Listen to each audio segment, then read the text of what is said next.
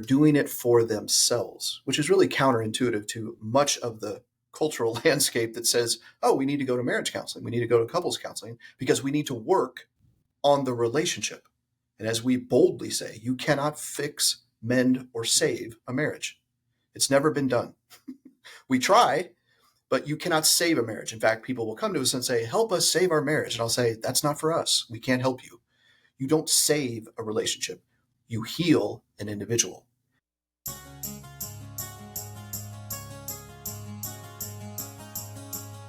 Hello, everyone. I'm your host, Dr. Shafer of Talks with Dr. Shafer.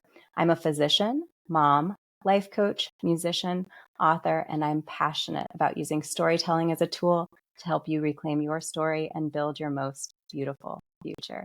Today, I'm excited to have a lovely couple on the show, David Lee and Paige Lea. David and Paige are coaching partners and life partners.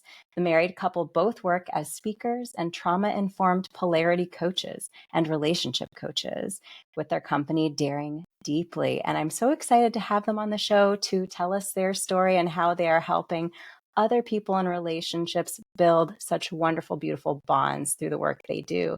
David and Paige, thank you for being here. Thank you so much, Dr. Shafer. Pleasure to be here. Thanks for the invitation. Thank you. And, off the top, I'd love to hear the story of how you, decided to go from the corporate world into relationship coaching and how you've decided to do this as a team, which faces its unique challenges, of course, in a relationship. Yeah, it's a fun story. Thanks for asking. So I myself entered the personal development world, Dr. Shafer, some years ago after toiling through decades of adult life thinking, oh, if I just continue to do life and climb a corporate ladder and make a little money, then life will get good. Until I realized, wow, I continue to spin my wheels, continue to do the same things over and over again, expect different results. We know that's the definition of insanity. And I hired my first coach who, within just a couple of months, said to me, David, I feel that you have been coaching people in various careers for decades and not getting paid for it. So stop it. I said, thank you, sir. Thank you, sir. May I have another? Incredible coach. Shout out to Justin Janowski, if he happens to be listening to this. Now a dear friend and former coach who really motivated and inspired me to move into the direction of becoming a coach full time. Well, once he said that to me over the next 18 months, I began to explore what coaching would be. And I actually brought on a couple of clients as a side hustle when I was working for a multi-billion-dollar sales organization. And until it became apparently abundantly clear that it was time for me to do something different. And so I came to a mutual decision with that said company on June 2nd, 2020, and launched Daring Deeply, which at the time was a fairly generic life coaching practice. I knew that I needed to be coaching, and it really took the form of relationship coaching at that time. Well, just 3 weeks prior to June 2nd, 2020, I was supposed to be at a live conference for coaches that was going to be held in Colorado Springs, Colorado. Well, if we all remember what was going on in the spring of 2020, there was this thing called a global pandemic. And so rather than the organizer shutting down the live conference, he said, why don't we make this virtual? Now, at the time, that was incredibly new and wild and weird, but he did. And so at 9 a.m. on May 14th, 2020, we all popped up onto a screen, a virtual conference. And there I stood and looked into the screen and saw Paige Lea. There she was. And as I often tell the story, I felt her long before I saw her. Energetically, there was this connection that I saw and felt and knew that there would be something between us. Now, I had no idea we'd be sitting here today, 4.5 years later. But I knew that I would have some sort of energetic connection to this person. We were there for the same reasons, to enhance skills as a coach. And so that day brought us together. I launched the coaching practice 3 weeks later. 6 months after that, we chose to enter into a romantic partnership. And 6 months after that, she chose to go under the umbrella of Daring Deeply. And now we are partners in life and love and coaching. and helping men and women and couples all over the planet begin to identify their trauma wounding to help them live the relationship of their dreams. That's a beautiful story. Now, Paige, you were also in this, Brady Bunch Zoom. And isn't that so interesting? Just to digress for a moment. Isn't it amazing that that was so foreign to us at the time? Many of us downloaded Zoom for the first time. We were fumbling through it. Parents were trying to get their kids through their school programs and Zoom with all the kids yelling. And it was just this absolute foreign concept. And yet we've evolved to having this podcast today where we're on Riverside, which is my platform, and other ways that we can connect with others. The beauty that we took from that chaos and that challenge, right?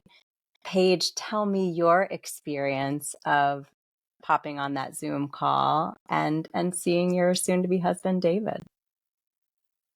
I love hearing the story. Truly, every time we get on a podcast or meet up with other individuals in our community for dinner, etc., it's really nice to share this origin story, and it brings me just so much joy hearing it. And most especially, David, I love hearing you tell it. It just feels really special. Um, it. I agree with much of what David had to say. Whenever he popped up and I popped up, I just instantly looked at him out of the 10 or 12 different squares. I was like, oh, I think there is something I need to know about this person. And we initially bonded over yoga. I was leading yoga retreats at the time for women, and he had been teaching yoga in his past. And so we kind of connected over that. And then later learned that the city in which he lived was a suburb of Kansas City, Missouri. And it actually was an old childhood town of mine.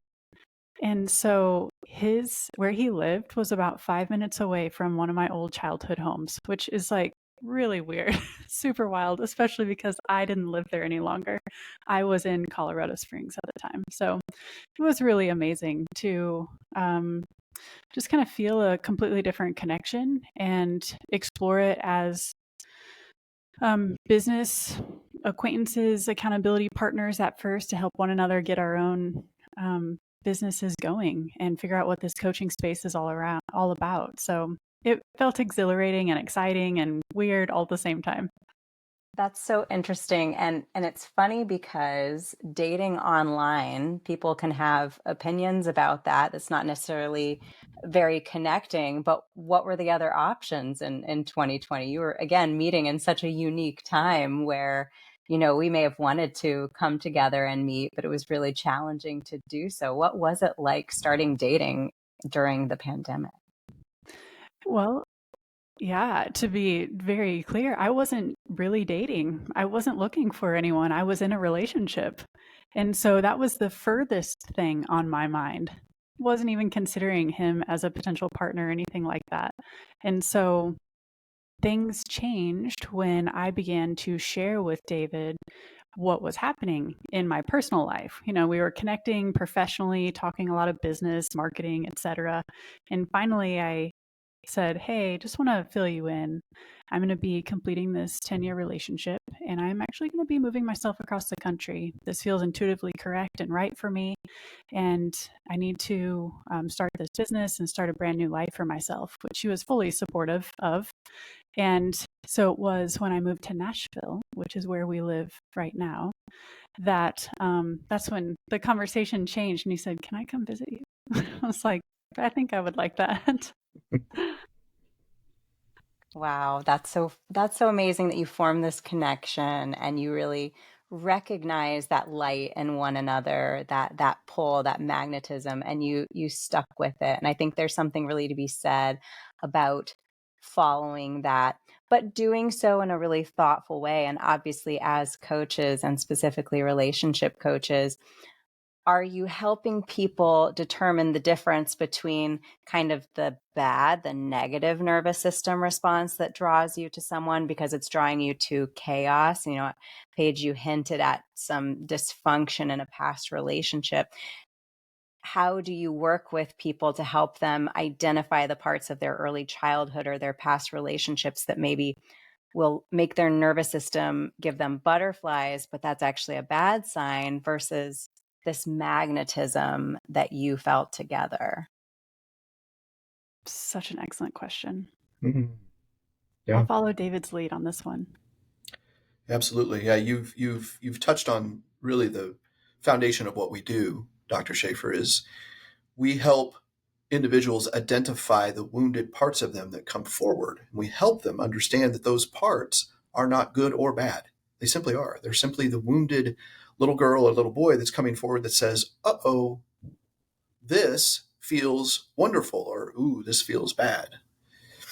And so often, in fact, I've had a couple of coaching calls this morning, and of course the theme seems to always energetically be the same as I move through my weeks of coaching calls. But it's interesting to note through our work that the vast majority of connections within a marriage relationship, within a romantic partnership, are actually trauma bonds that feel, to your point, that feel like it could be butterflies, but it's actually a trauma bond that says, oh, look, we have similar traumatic experiences unprocessed from childhood that is bonding us together. Now, that's not a conscious thought. We don't sit there and say, you know what, let's get married because we have a trauma bond. Not necessarily. In fact, that's what we help our clients now do, is to be able to see, oh, that's why I make the choices that I make. That's the why I make the decisions in my career, in relationships, in parenting, in love and sex and intimacy, all aspects of life. There are reasons why someone chooses perhaps a behavior that doesn't serve them long term. Mm. It's not bad and it's not good. It simply is a wounded part of them coming forward as a trigger to tell them that something here needs attention. Mm. Could you walk me through that process?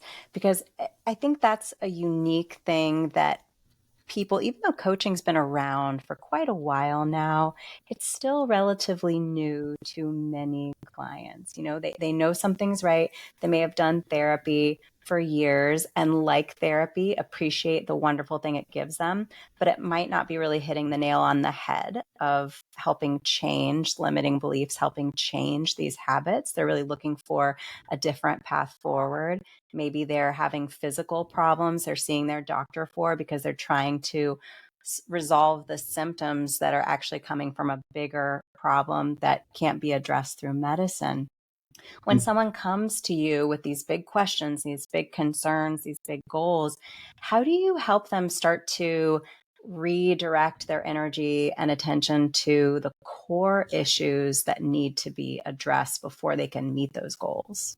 That is the $1,000,000 question, Dr. Shafer. That is absolutely the $1,000,000 question, because it's an actual trauma response when we believe that the triggering is happening in the present moment, that the original root cause is because of our spouse, is because of our boss, is because of our child. It's not. It's simply an echo of an unprocessed wound from childhood that we have yet to identify. And so when people come to us, oftentimes they're in that space of victimhood, of blame shifting, of not understanding fully that what's going on inside of them happened long ago. And so the very first and fundamental step that we have them take is to in fact, I just did this with a brand new client. She had her first session right before this recording. And I simply had her as homework, as field work, as we call, for her simply to identify when she feels triggered. Now, she is astute enough to know what a trigger is, but we identified that as physically, emotionally, I feel upset, frustrated, angry, depressed, confused, and simply make a note. Not even to write down in her journal yet, but simply to say, uh-oh, I feel triggered. I feel angry. I feel upset. I feel depressed. I feel frustrated. I'm going to explode. Or I want to revert back to my bed and maybe down a pint of Ben and Jerry's ice cream. I feel triggered, and we simply want her to identify. And then further, why I was triggered. Who was there? What was said? What was the context? What did I see, feel, hear, taste, smell? That is the most fundamental and most basic way for people to begin to understand the triggering is happening now. I may be associating it with the present, and that's a fantastic place for us to begin. And then we can help them chart all the way back to what we refer to as an original incident in parts work, our primary modality in helping people heal. That's the simplest and most easiest way for people to begin that process. A big part of our entire process is building safety in the body. And so the process that David just walked you through, that is building safety, perhaps the very first time in your body. The reason why we find ourselves in overstimulated, overactive, perhaps very dissociated trauma responses, patterns, and behaviors in life and in your relationship is because there is a lack of safety. And so we are building safety as we go and building consent with the body as we go, really, that by asking for just simple awareness of those triggers. And then beginning to build on top of that to ask more questions about these triggers, and then connecting these particular triggers to certain parts of us. And then these parts of us then link and reveal certain experiences and memories from the past in our childhood. And so all of this is a bit of a journey that we are building safety along the way. And that's a big part of the healing process. Without it, healing doesn't take place. Yeah, that's a really beautiful, and I noted that when David was speaking and both when you were speaking as well about this process of bringing it back into the body, into the present moment.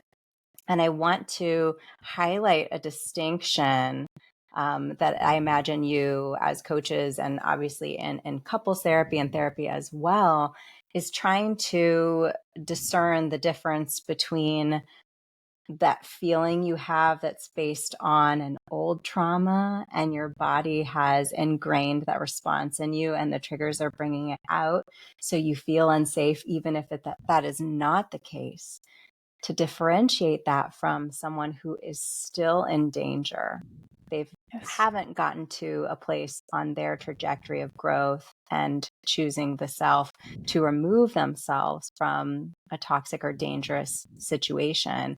And their nervous system is basically responding because our nervous system, as a part of our body, its number one goal is to keep us safe. So if we're unsafe and our gut and our brain is telling that to us over and over again, we can't just trick our mind, right? We're going to keep receiving those signals until we choose safety, even if it's culturally difficult, right? There are times when leaving a relationship can be culturally difficult. There are big barriers to that. Leaving a job might have big ramifications, but it's just not a good environment for us. And we can't keep on going there, one foot in front of the other, without losing ourselves and feeling unsafe for one reason or another.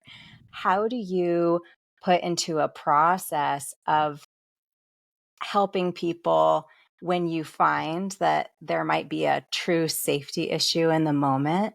How do you work with people to discern that from kind of these ghosts of the past that are living in these trauma responses that they're having now? Yeah, you bring a powerful point forward in that the language of the part feels ferocious because that part is still 7 years old, experiencing the trauma in the moment, and it's simply recycling inside the nervous system and carries us into adulthood. So when we feel triggered, we literally feel, according to the part, that we're still there at 7 years old. And so it's an imperative part of our process is to help remind them that they're 40, they're 50, they're 45 years old, they're 55 years old, that they're not 7 years old anymore. And that is part of the process of reconnecting and building a new loving relationship with that part, because that part still fully believes, to your point, that if they behave in a way that could provide them safety, but in the moment it feels dangerous, they need to know that they're safe now, but they cannot receive that information when the self is overrun by all of the parts coming forward. So that's why, to Paige's point, it's so imperative that we provide. Our mentor said this. One of our mentors said this years ago. You only need to be able to provide safety and security and protection when you are helping curate these healing processes with these clients. Is because, to Paige's point, because the lack of safety and security is the reason why we're still enthralled in these triggered parts. Mm. So it is part of the process too, Dr. Shafer, is when we were beginning with clients is we want to help them identify what we refer to as anchors. anchors into safety and security. So often when I'm working with women and they have definitive aspects of wounded masculine experience from their childhood, it's important and imperative that I help them begin to establish and anchor a memory of healthy masculinity, for them to recall to their nervous system that, wait, there is healthy masculine, and I've experienced it. One particular client comes to mind where it was really challenging for her to experience and to recall any type of healthy masculinity in her childhood until we identified a mailman who would come by every day, part of his job, but he always had a smile on his face. He always brought something that was important. He was reliable. He was consistent. He was there morning, noon, or night, rain or shine, as mailmen are. But what it represented for her was healthy masculinity. Well, we leveraged that anchor to allow her nervous system to know that she can find and identify healthy masculinity today because she has an echo of that in her nervous system from back then. That is such a beautiful process, and I've never heard it stated in exactly that way. And I talk a lot about creating data points, right? And what is true? What is the difference between what you believe to be the truth of your experience and what is true? What is a data point? And you're helping people find those data points because they're looking to the pain points, because our nervous system does that, right? If something hurts, it needs my attention. And so we often do, especially in unhealed times of our lives and in challenges, we look to the pain because we think, well, that's where my attention needs to go. And you're helping redirect her to, but there was also this good example. And what if we put our attention there and we see the truth in that? Because it doesn't mean that these other bad things didn't happen, but it also means that there's a different way we can focus and a different way we can work with our beliefs. Because I'm sure we see what we expect, we see what we believe in. So if we think everyone is bad, we're going to see a lot of bad things. But if we believe fundamentally in the fact that people can be extraordinary and good, we will see the extraordinary and good. And we're looking for partners. I'd much rather be seeking to confirm my beliefs and find an excellent partner who is that positive masculine example that you talked about, reliable, kind, warm, peaceful, than to fall back into some negative images that I have from people who fell short in my estimation when I was growing up and didn't meet my needs. Yes. Yeah. And now you have retreats too for your clients. Now, is this something that people go on as couples or they go to as individuals? Tell me more about that. Yeah, it's a good question. I want to hit on something prior to answering that question about, you said, do you work with these individuals or do you work with them as couples? So the answer to that question is a fundamental pillar of our coaching practice.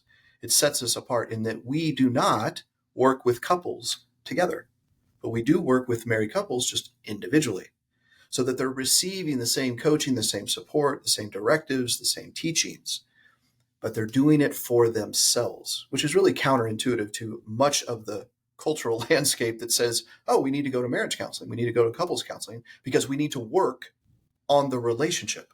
And as we boldly say, you cannot fix, mend, or save a marriage. It's never been done. We try, but you cannot save a marriage. In fact, people will come to us and say, help us save our marriage. And I'll say, that's not for us. We can't help you. You don't save a relationship. You heal an individual. So my healing process and my journey has nothing to do with my wife's. Nothing. In fact, as we define a relationship, Dr. Shafer, it's this.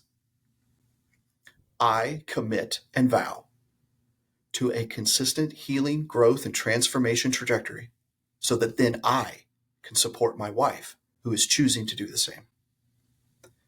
That's a relationship. It's not 401ks and dogs and 2.5 kids and picket fences and lavish vacations. Those are all outliers. Those are potentially symptoms of a healthy relationship. But it's imperative. And even on this podcast with you, we are on separate screens on purpose.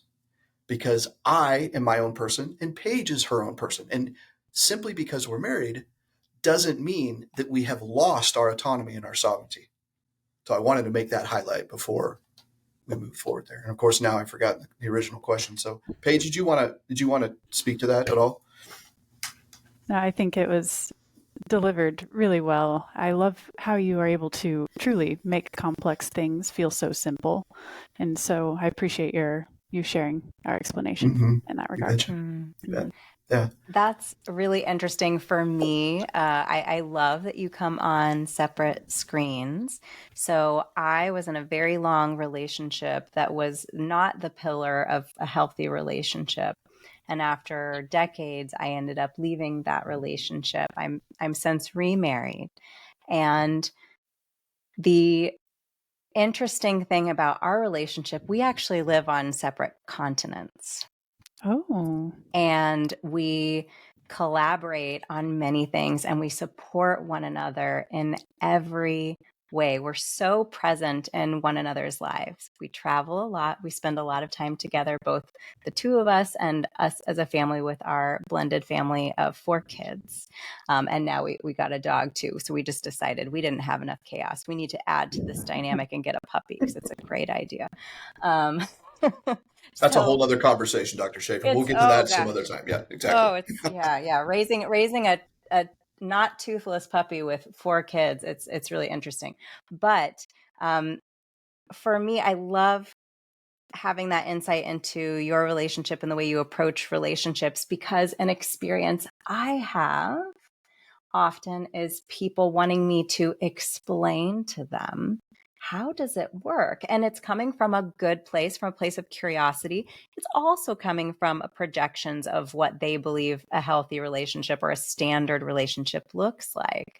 But I think an important part of me being an adult and being very aware of my needs and what's important to me in a relationship is to say, in this season of our life, yes, we can't be together as often as we potentially could like, but we live very intertwined and interconnected lives. We're very supportive and we have so much autonomy. And for me, going from a very different environment in my previous relationship, I respect and cherish being given that wingspan that I'd never experienced before. And I'm so grateful for that. So I wanted to just explain that too, and say I'm grateful for also you giving this example of autonomy in a relationship, because I think we don't see it that often. And I don't know if it comes from a place of people feeling maybe insecure about if they don't hold something tight enough, it might get away, or if it's because of cultural norms. But I think it's good to know that even if your relationship doesn't look exactly like a cookie cutter one or like what you see everywhere else, it doesn't mean it's bad or wrong. If it works for you and it's healthy and healing and growth oriented, it can be really, really great. David and I So, both come up from histories of deep, deep codependency. And so that's where essentially we were so impacted by the emotional swings and just the states, the moods of anyone around us, most especially our partner. And so that was one of the threads of the trauma bond that brought David and I together initially. And we woke up to that. We realized that, oh my goodness, here it is again. I'm experiencing the same things again. And he reported similarly. And so that's when we began to really take serious action towards creating more autonomy and having more very defined boundaries of who we are as individuals, and of course how we overlap and come together too as one. But that's been a really important part of our journey, is to craft and identify our own self-identity so that if we feel sturdy and strong when it is time to really be together, share space, and show up as one incredibly strong unit and married couple together. So that's something that we have done for many years, being on separate screens on all the master classes we've held and podcasts and going live, things like that. And spoiler alert, little news. We'll be launching our own podcast soon within the next few months. And that feels really exciting for both of us to be on the same screen together. That feels like, yes, like we have arrived. We both know who we are. We'll get to share space together, and it won't feel like we are losing one another. And so that feels like a beautiful, um, like crescendo, like this beautiful, I don't know what the word is, just this, not like an ending, but this big celebration to really appreciate the journey that we've been on with our own individual healing. I appreciate you sharing that. And I like the framework, the example you're giving of these stepping stones, right? We don't have to have this to begin with. We're working towards something and we're being very intentional about how we get there for ourselves and for the people that we are working for to help them with building their relationships. Now, you said that you're not, you might be coaching partners, but you're doing it individually. So with you having your retreats, what does that look like? Yeah. Mm-hmm. Yeah. The retreat question. That's what you were asking. Yeah. So we lead the retreats together, and we have led retreats for men only, for women only. And all of these retreat experiences are incredibly intimate. So 3, 4, 5, 6 individuals at a time because of the work that we're doing. We know we never wanted to go into a conference environment with the sensitivity and the depth of what we do. It's really imperative that we remain in an intimate environment like that. And we absolutely thrive in leading retreat experiences together. Plus, I think it also provides, this is the feedback we've received for years, is to be in our energetic presence, to actually see and be around David and Paige as we interact. In fact, we've heard on our most recent retreat, which we held internationally in Costa Rica, one of the individuals came back and said, I was keeping my eyes open on all the background information of what I was watching between the two of you, not in the formal engagement of the retreat process, but how were you cooking? How were you moving to the bathroom? How were you leading us to an excursion? How were you navigating the hot seat coaching that was going on in this particular environment?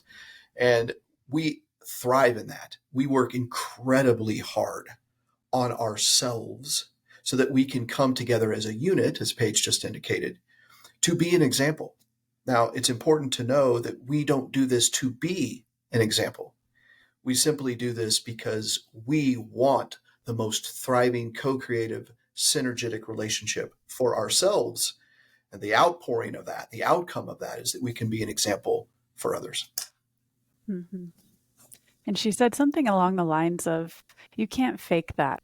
Being on a retreat for 5 or 6 days, that was one of her points. She said, I've been watching, I've just been making sure this isn't, an act, when we're on and live in session. I've been watching the two of you communicate and work together behind the scenes. And she said, I'm really impressed. You can't just fake that. So she said she really valued that we are the same person, whether you're watching us or whether you're not. And that's a really valuable compliment to receive. It is. And I am hopeful, and I imagine that that will also lead to a lot of podcasting success, because I think that really is what also makes a really valuable podcasting experience for listeners, for communities, is when the person that's connecting with you is really sharing of themselves and they're being very genuine and vulnerable. I just was at Podcast Movement in Washington, D.C., which is a great conference for people who are interested in the world of podcasting and learning more about what it's all about, or what some sectors are about, because obviously there's quite a bit of diversity in the podcasting world. But the thing that struck me was the relationships that I made with people there. You'd meet someone, you'd hear about what they podcast about, and then you'd go, after, in the few hours you had to sleep before the next important thing came up that you needed to attend to, you'd listen to their podcast and connect with them in a different way. And then you'd see them again later and you'd say, oh my God, that was amazing when you shared that. Or, oh my goodness, I'm so tickled by how funny you are, or whatever it is, whatever their niche is. When they show up as their true self, that's so important. And those relationships, when you really connect, are so impactful. And it reminds me of my daughter as well. I have a 10-year-old daughter, and she started her podcast as well because she was inspired by my journey, and she's an author. So she interviews other young authors on her podcast. And there are times when she will say to me, like, Mom, I love you so much. Could you stop? Could you stop being inspirational? Could you just make me breakfast? And I'm like, but this is who I am. It's not that I'm inspirational, but I have a certain way that I want to communicate to her. I have a way of being that I want to model with her because she's 10. You know, they say research says that we get 75% of the time we have with our children between the ages of 0 and 12. I don't have that much time to model certain things for her. And we lost a lot of years where I wasn't really being true to myself and I was allowing other people to set the tone. And through trauma bonds, I was meeting people where they were instead of just being authentic to myself. So I only have so much time. And I think that's a good lens to look at too with our relationships, with you helping people find how they want to interpersonally relate to others. It's such a great investment to make in yourself and your relationships because we only have so much time to make that impact on the world and on the people we love. Mm-hmm. That's so beautiful. She's lucky to have a mom like you. Oh, thank you. I'm lucky to have a daughter like her. She's so much fun, and it's been such a blast to now have her come along on the podcasting journey with me. So I'll be so excited to follow along with your podcast and how it affects you as partners and as a family. Now, tell me, being in a business together, how has that affected your relationship? Have you had those times where like, okay, I'm getting triggered, or okay, I'm sensing a habit that's maybe not serving me and us as we move forward in our business? And what did you do when that comes up? Yeah, I think the capital word here, all cap letters, is boundaries, right, Dr. Shafer? Is understanding that, and the blessing curse here is that we absolutely love what we do. So it's difficult, it's challenging to turn it off because we love what we do and we live what we breathe and we breathe what we live. But I think we actually reverse the dynamic and we dictate based on our relationship how the business moves forward, not the other way around. So our business comes out of our couch, comes out of our restroom, comes out of our bedroom, comes out of the kitchen. In fact, we even considered when we were considering launching the new podcast is what if we have a podcast production team come into our home? Because some of the most powerful ways in which we actually create content and live is by living. We decided against that because we wanted to have boundaries and not be working in our space necessarily. Mm-hmm. But what's important about that is that we are the relationship, and the business is birthed out of the relationship, not the other way around. So there are times when one of us will set a boundary. We're not going to be talking about work tonight. And that's really hard because we love what we do, as I aforementioned. And it's really critical. There are times when I come home and the last thing I want to talk about is a client, even though I love it is my absolute passion. It is the reason why I was put on this planet, Dr. Shafer, is to be a coach in a one-on-one environment. It's not podcasting. It's not speaking. It's not writing. All of those are tertiary activities that I love and enjoy. But the reality is I have found my purpose and I monetized my purpose. And so for the business to run my life would be reverse. It would be antithetical to who I am as a man. So boundaries, boundaries, boundaries is my answer. Paige, what do you got? I echo all of that. We have stumbled through many evenings out, many date nights where we'll find ourselves caught up in business talk, and we'll have to one of us will usually, take a step back and take a deep breath, and we'll say, all right, I think I'm good on work talk tonight. Are you open to pivoting? And then we'll just pivot from there. And it's really nice, actually, to have a built-in accountability partner to hold each other accountable on these boundaries that we both want so bad. So it feels great. Honestly, I have run business with partners in the past, and what David and I experience and how we've built this environment together is like nothing I've experienced before. It feels easy even when it's hard. Being in business for yourself is really hard. There's lots of challenges and a lot of things to learn along the way. And between both David and myself, we have such a complementary harmony of strengths and gifts. We know our lanes, we are learning our roles, and we are sticking to it. That's it. That has really simplified and made this entire process a much more easy, enjoyable, seamless, and successful. It was pretty bumpy there at the beginning because both of us were everywhere. We were both trying to do everything all at once. We kept zeroing in, distilling down, drilling down, and that has really taken ourselves and our business to elevated heights. I want to highlight something you said, that it's really easy even when it's hard. And I think that's a very concise and deliberate way to set a goal for what kind of relationship you want for yourself. Because life is hard, but your partnership shouldn't be hard. You should be coping with hard things together, challenges, but you should be facing them together. You shouldn't be making it harder on one another. And I love how you highlighted how you work as partners, both, again, life partners and business partners, to really adjust when you need to. You don't just keep kind of banging drums next to each other, making a lot of noise, but not really making any music. I think that's an incredible point to make, just even about how you're running your business. I think that's something that couples miss a lot too. So whenever they are butting heads or they are in the middle of conflict or rupture, one of the biggest realizations that you can invite into the heated moment is to remind yourself that you're both on the same team.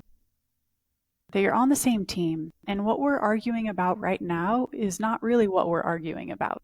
Let's zoom out a little bit, see that you're human, I'm human, understand our own trauma histories and how we're individually healing together, see how that's playing a role in the conflict at hand, and then just remind one another that, hey, we're on the same team. I'm on your side. I want to see you win. I want us to win. How are we going to do that together? Yeah. And I think it goes back to that really short phrase, if you're hysterical, it's historical. And I think that's a really brief, kind of shocking reminder, like you said, that when you're in having a moment of discord with your partner and it's getting too elevated, to recognize, okay, this isn't about this. This is about something else. Let's take a break. Let's address the issues maybe when we're calm, and then come back to the actual issue at hand, because this conversation is no longer really about the topic that we need to be working on. Mm-hmm. That is a distinct challenge, especially if we come from a framework, Dr. Shafer, where we may not be privy to our trauma histories. And so often folks will assume that the relationship, the capsule of that particular relationship, harnesses all of the pain. When in, as we've already identified, that the original pain actually comes from the individual childhoods that we have brought into the relationship. And so you're absolutely correct. It has nothing to do with what's going on in the moment. And to take a pause is such a simple way in which to move a conflict forward. And yet it's one of the last things we think of because it's very much like breath work. What a simple way to regulate the nervous system. And yet we often forget that just taking a breath regulates us and grounds us. Like when I just breathe, if those of you that are watching, you just saw the two other ladies on the call breathe. Interestingly, exactly, because we were co-creating a moment together. Mm-hmm. Imagine if one spouse or both spouses takes the initiative to do that, to say, let's breathe, let's take a moment. What's imperative in the polarity space, which is again another pillar of our work, is that I'm consistently teaching, redirecting men that when we are in conflict, it is our responsibility to lead us to resolution. But if it's not in that moment, that we lead in a way that says, babe, you're important to me, and I'm committed to this resolution, and it's not right now. I need to take a pause. I'm going to go take a drive, and I will be back in 1 hour. We will find resolution in 90 minutes. We'll make a time tomorrow morning at 10 a.m. when we are in a much more regulated state, or I am. I need to take care of me because right now I can't show up the way I need to as a man for you. So, how we navigate conflict is just as important as finding the resolution.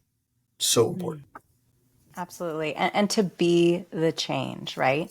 You can choose, as you've spoken on earlier, you can choose to seek coaching. You can seek self-development. If you see a problem in your relationship, you can be the change. And just like you saw happen, exactly as you said, you took the breath and we joined you without any instruction, because we model, we mirror. That's how our nervous system, how we work as a species, we model. So if someone's really tuned into you, if they really want to be your partner and they're in the moment with you, they will model you. They will mirror you. It might be a deeper issue if you are consistently showing up at the table, respectful, mindful in the moment, and they can't meet you there. There's some healing that needs to happen, or there may just be a lack of connection that needs to be truly acknowledged, addressed, and dealt with, and decide how do we move forward from that, right? But again, that's focusing your energy on what you can control, which is how you're showing up and how you're using your energy within your partnership, and deciding how that works for you moving forward, if you both will be an equal party to that moving forward and developing and growing together. Yes. It reminds me of something that we often say is we can be the most perfect husband, the most perfect wife. We can do all the right things. We can monitor and navigate conflict in the most perfect way, like I just was describing. And yet our spouse will continue to be combative and not want to take a pause, potentially, which, as we know from an elevated state, is none of our business and has nothing to do with us. But it can propose an incredible challenge to regulate our nervous system if we're saying we need a timeout. So, what it says is we are still on an autonomous journey, that even if we do all the right things, so to speak, that our partner still has the work to do, and it's their responsibility. It's never our responsibility to monitor, to save, to fix, to mend, or to support and help them figure it out. It's really important. And again, another pillar of our coaching practice is extreme ownership, which is really, really important. So hard. Truly, taking ownership is so hard, especially when we have worked so hard to preserve who we are as a person and to ensure that we look good and we sound good and that we're pleasing everyone and that everyone loves us and likes us exactly, filling those needs for ourselves. And so taking ownership requires looking in the mirror and perhaps peeking behind the curtain that we don't really want to look around. And it's some of the most brave, formative work you can ever do for yourself. That's where the magic lives. That's where the nectar lives of life.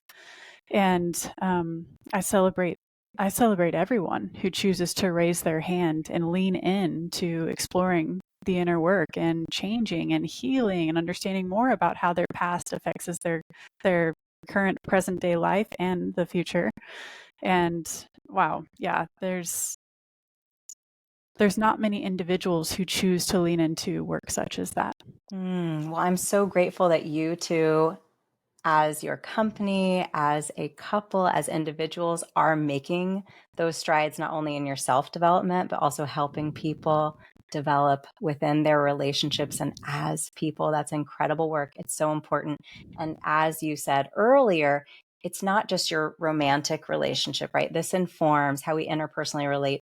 It's going to inform our relationships with our children, with the people we work with, our bosses, our friends. So it's such important inner work to do to make our outer world really reflect what we're really hoping for and seeking in our lives. So thank you so much for the important work that you do.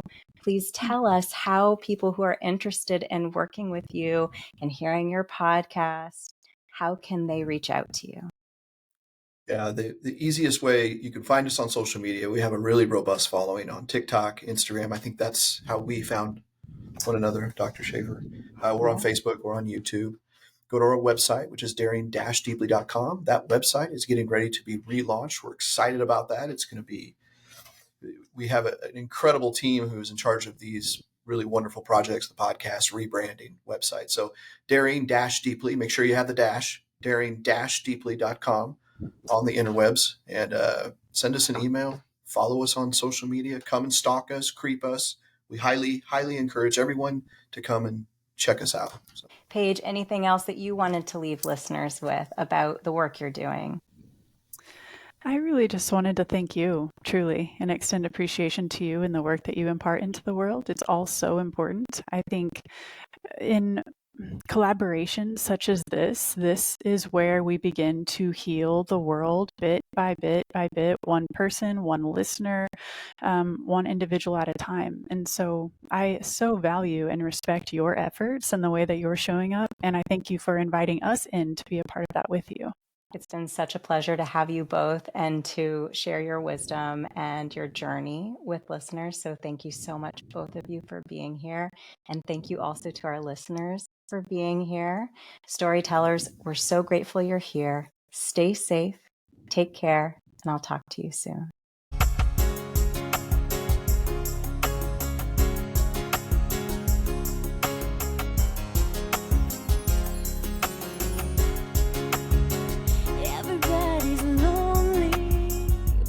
Hold on to me and I will try to make it right. Everyone needs something. Let me be that one.